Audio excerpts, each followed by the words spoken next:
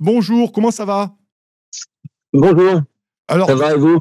je suis en pleine forme, je suis en pleine forme. Est-ce que, alors Christophe Van Lierde, vice-président de la Fédération nationale des taxis, est-ce que le taximètre tourne toujours au boulevard Raspail à Paris, mon cher Christophe? Est-ce que ça tourne ou pas? Le taximètre Ouais. tourne à fond, on est là, on est toujours sur place, à occuper l'avenue Raspail, Mm. avec tous les collègues qui sont restés là toute la soirée, jusque tard dans la nuit et qui sont là au petit déjeuner avec nous, Mm. pour défendre le taximètre. Ouais. Ben oui, c'est pour ça, je veux qu'on en parle ce matin, Christophe, et merci d'être là, hein, ce matin. Je sais que les nuits sont En courtes vrai, pour vous parce que vous dormez dans vos voitures.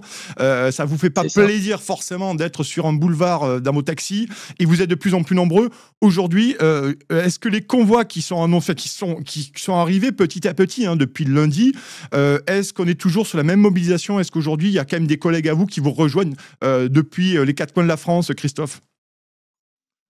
Alors, au moment où je vous parle, avenue Raspail, il y a toujours autant de taxis Mm. que hier soir. Et ça devrait arriver encore dans toute la journée, parce que tout le monde est mobilisé et tout le monde a pris conscience qu'il y avait une grosse chose à faire aujourd'hui, c'était de défendre notre profession contre la déréglementation qu'on semble voir nous imposer. Ouais, c'est pour ça, parce que j'ai écouté les chaînes mainstream, mon cher Christophe, hier, et il disait que vous étiez une petite centaine au boulevard Raspail. J'ai quand même l'impression qu'on est loin du compte, non, ou pas? Ou je me trompe? Non, non, non, ils sont pas loin du compte. On est deux, en fait. Ah ouais, ouais, Je ouais, plaisante. ouais. Non, non, mais ce sont les médias mainstream, hein, ce sont les médias de grandes ondes où le commun des mortels écoute et boit de temps en temps cette eau. Beaucoup s'enlacent et heureusement que il y a des médias comme Push Média TV, comme Toxin évidemment, qui sont là pour informer un petit peu plus, on va dire le citoyen lambda, qu'il y a d'autres choses qui se passent et que ce qui s'annonce dans les médias mainstream n'est pas du tout le reflet de la réalité sur le terrain. Bon, en tout cas, on va en continuer à en parler ce matin. Merci d'être là, Christian Van Lierde, après une courte nuit dans votre taxi. Merci, chers amis. Continuez à partager, liker. Dites-moi ce que vous en pensez. Vous, la mobilisation des taxis, c'est important. Vraiment, likez, partagez. Il faut exposer les scores ce matin et essayer à un moment donné de continuer à être très largement devant la première matinale sur YouTube. Merci, Christophe. Là-dessus, on va revenir sur les deux grands volets parce qu'on n'arrête pas de dire dans cet média mainstream qu'on ne comprend pas très bien ce que vous voulez. Enfin, c'est pas dit comme ça, mais manifestement, je trouve qu'on caricature beaucoup vos revendications, comme ça a été le cas d'ailleurs avec les Gilets jaunes, comme ça a été le cas des agriculteurs, et vous aussi, vous avez le même traitement, un peu à charge de ce qui vous revendiquez. Parlons d'abord du transport assis, plus précisément de ces convois sanitaires que les taxis aujourd'hui font pour amener des gens malades ou pour faire des examens médicaux, notamment dans les territoires ruraux. Parce que vous n'êtes pas à Paris, vous êtes du côté de la Normandie, hein, Christophe, hein, c'est ça? Alors moi j'ai double casquette, Ouais. j'ai une licence taxi du côté de Sèvres, dans les Hauts-de-Seine, mais pas taxi parisien, mais taxi comme on l'appelle chez nous banlieue, et j'ai aussi une licence dans le Calvados, du côté de Saint-Pierre-sur-Dive, donc j'ai une double expérience, aussi bien l'agglomération que le rural. Ouais. Et par rapport à ce qui est dit dans les médias il y a effectivement les personnes qui écoutent peuvent être noyées dans le sujet qui nous concerne, sauf qu'en fait ce sujet est un sujet des plus importants puisqu'il s'agit du transport de malades assis, où j'espère que pour la majorité d'entre nous, on passera pas tous par cette case à être transportés pour aller faire des soins parce qu'on a aujourd'hui de plus en plus, hélas, de malades pour divers sujets, que ce soit par la multiplication des pathologies, la découverte de nouvelles pathologies. Aujourd'hui, il y a de plus en plus de malades et la Caisse nationale d'assurance maladie, on va dire les institutions que l'on paye avec nos impôts, tentent de faire croire que l'augmentation est due aux transporteurs sanitaires, donc ambulanciers, VSL compris, et taxis, alors qu'en fait on a une multiplication des transports de malades et que hélas nous est-ce qu'on fait bien notre travail ou pas, mais on en transporte de plus en plus. Donc, nous en sommes pas les responsables. Et puis, aujourd'hui, on tente de faire croire à tout le monde que nous sommes les responsables de l'inflation, alors que les taxis, eux, sur toute cette dépense qui représente 6,7 milliards d'euros l'année dernière, représentent la moitié, mais représentent que Ouais. 2% du budget de la sécurité sociale. Oui, Et donc ouais. la plus petite part de dépenses de la sécurité sociale. Oui, c'est pour ça que c'est important, parce qu'on entend beaucoup de choses par rapport à ça. Et puis, on le dit, je veux dire, les gouvernements successifs, le pouvoir successif, finalement, ont littéralement, à un moment donné, créé des déserts médicaux dans ce pays. Et vous avez été quelque peu, à un moment donné, en charge, les messagers d'Athènes, d'aller essayer d'amener des gens qui sont reculés des cliniques, qui sont reculés des hôpitaux, pour essayer de les amener, notamment, faire leurs soins médicaux, puisque quand on fait une échographie dans certains pays, certaines régions, ou un IRM ou un scanner, mais c'est 80-90 bornes. Et donc, on vous a demandé aussi, avec une convention, de prendre en charge concrètement les malades ou les patients. C'est bien ça. Est-ce que j'ai bien compris, Christian Vanlierde, ou est-ce que je me trompe? Ça reste la réalité du terrain. C'est la politique sanitaire qui a été organisée dans notre pays est un petit peu basée sur la désertification des gros pôles de santé en milieu ruraux, ce qui fait que les taxis ruraux sont amenés à faire davantage de kilomètres, comme vous l'avez dit, pour aller transporter les patients dans les grosses agglomérations où se trouvent tous ces pôles de santé, radiothérapie, chimiothérapie, dialyse, etc. Donc, du coup, ça fait davantage de kilomètres à parcourir pour les taxis, et on nous impute à nous maintenant ces choix politiques qui ont été faits. Et on tente à faire croire par certains médias que nous sommes les responsables de tout ça, alors que ce sont des choix politiques qu'on pourrait comprendre pour des économies, sauf que stratégiquement, la France est très étalée sur tout son territoire, et le choix qui n'a pas été mis, on va dire, en discussion avec certains professionnels, fait qu'aujourd'hui, on en paye le prix. Et certains économistes qu'on a entendus sur certains médias, qu'on va pas nommer aujourd'hui, parlent de rente des taxis, alors que, comme je vous l'ai dit précédemment, ça ne représente que 2% de la dépense de la sécurité sociale. Donc,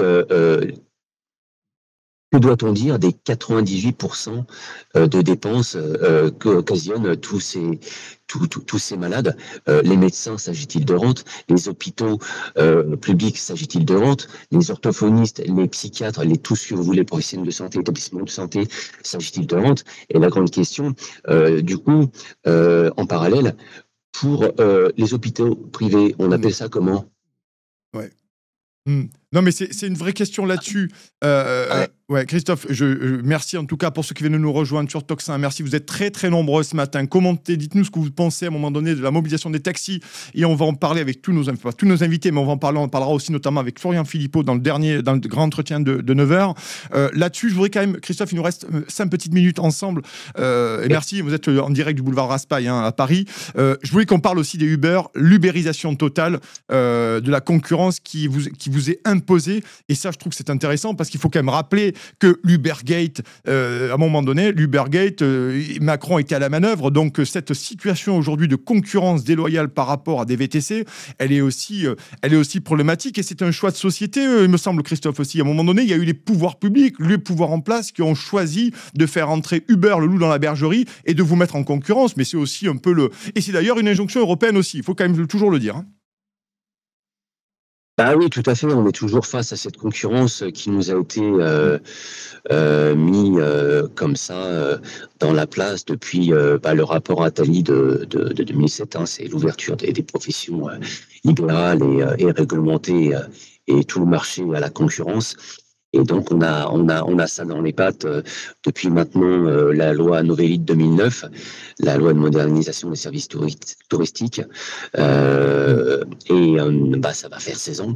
Et à ce choix politique qui est fait, aujourd'hui, on en est toujours là que malgré la loi Thévenoud de 2014, malgré aussi la loi Grand Guillaume 2016 qui est venue un petit peu réglementer les taxis et réglementer les plateformes, aujourd'hui les institutions sont ne pas être à la hauteur des lois qu'ils ont mis en place, puisque il y a énormément de maraudes électroniques, donc de faux taxis. Les plateformes encouragent les VTC à faire de la maraude électronique, donc à faire du taxi, à stationner ici ou là pour répondre à la demande de personnes, hélas, peu scrupuleuses à utiliser les VTC, alors que ça dessert le service public, car ces plateformes font aujourd'hui de l'optimisation et de l'évasion fiscale, donc ça dessert les services publics français, alors que tous les Français qui payent des impôts en France concourent au service public. Hélas, ce qu'on nous impose aujourd'hui ne concourt pas à l'essor économique qu'on nous fait croire depuis de nombreuses années, avec la Constitution européenne notamment. Oui, alors c'est pour ça, parce que nous, on nous parle à un moment donné, on nous dit, moi j'essaie de poser les questions comme je peux le faire en tant que petit journaliste laborieux de Tocsin, et je me dis tout de même, on est en train de nous dire qu'il faut faire des économies, notamment sur le conventionnement, et essayer de baisser vos forfaits par rapport à ça, mais je me rends compte tout de même que si Uber payait quand même les charges sociales à raison de leur implantation en France, je pense que peut-être on pourrait récupérer un peu d'argent, me semble-t-il, c'est-à-dire qu'à un moment donné, on préfère à un moment donné faire baisser les conventions, et au lieu d'aller réglementer, d'aller récupérer à un moment donné les plateformes, sur les plateformes Uber ou VTC, parce que je pense, je pose la question qu'il y a un vrai problème de droit du travail aussi. Est-ce que les chauffeurs VTC qui sont affiliés à des plateformes sont-ils considérés comme des salariés ou pas? C'est une vraie question aujourd'hui, Christophe, également. Oui, tout à fait. Alors, au niveau de la CEPA, mais ils tentent pas de faire baisser les tarifs, puisque c'est la même enveloppe. Mais par contre, ils tentent d'avoir la main mise sur le taximètre et de contrôler les tarifs. Un petit peu comme le VSL l'ont connu à une certaine époque. Et aujourd'hui, tout le monde sait, dans la profession du transport sanitaire, que le VSL n'est pas rentable au-dessus de 17 km. C'est très technique, mais nous, ça, on le sait parce qu'on a beaucoup de collègues qui le subissent. Et donc, ils veulent avoir la main mise sur le taximètre pour contrôler les tarifs, alors que le taximètre est en fait réglementé par les institutions, notamment par Bercy, qui est un gage de sécurité pour l'usager et de celui qui conduit le véhicule. Et parallèlement, effectivement, on a toutes ces plateformes qui sont là et qui utilisent des chauffeurs et qui, malgré une décision, je crois, de mémoire de la Cour de cassation, sont dans l'obligation d'être reconvertis en tant que salariés, parce qu'effectivement, il s'agit là de travail déguisé, tout simplement, d'une société. Mais en tout cas, on va voir en année. Dernière question rapide, Christian Van Lierde, à ce moment, j'imagine que la mobilisation ne faiblit pas, c'est historique, la mobilisation des taxis, beaucoup de taxis. Là, c'est quelle ambiance ce matin, concrètement, boulevard Raspail? L'ambiance est toujours au beau fixe. On est de plus en plus à être là la nuit. C'est historique pour les taxis, parce que ça fait 5 jours. On avait récidivé en 2016 avec 3 jours à la Porte-Maillot et à Bercy. Là, on est à Raspail depuis maintenant, c'est le début du 5e jour. Il y a de plus en plus de monde la nuit pour tenir le piquet des rêves, et ça ne fait que monter crescendo. Et on espère honnêtement que des solutions vont être trouvées rapidement sur les deux situations. Parce que pour les taxis qui sont là, excédés mais mobilisés, ça n'a que trop duré. Bon, mais en tout cas, merci beaucoup. On vous souhaite beaucoup de courage, parce que là, vous êtes quand même face à des osos, et ça va être une lutte, en tout cas, mon cher Christian Van Lierde. Merci d'être venu vice-président de la Fédération nationale des taxis. Merci.